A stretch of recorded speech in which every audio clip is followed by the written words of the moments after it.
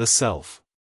Since the beginning of time, when God created human beings, He established within each of us an innate nature that constitutes our truest self.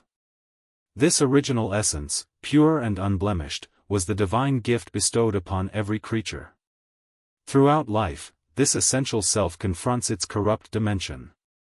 That voice which incites towards evil, which tempts with deviant paths, gradually clouds the reflection of our true nature. An inner conflict then arises: on one hand, the corrupt self that drags toward shadow; on the other, the self that reproaches itself, a perpetual echo of our original self yearning to return to its primordial state.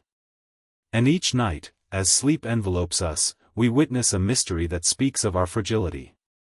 God receives our self temporarily, in an act that reminds us how our existence depends entirely on His will.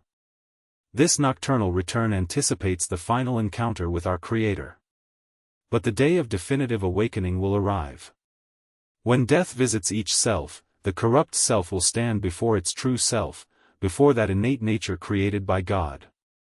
Like a clear mirror, our most essential being will reflect every deviation, every layer of corruption accumulated during worldly life.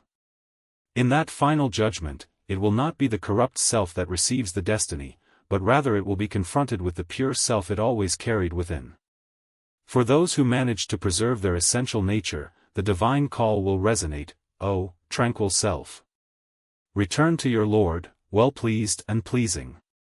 But for those who allowed corruption to completely cover their true being, only the recognition of having betrayed their original essence will remain. Thus, the true drama of the self is revealed, created pure according to the divine nature, confronted with corruption in its earthly journey, and finally reunited with its original self on the day of judgment.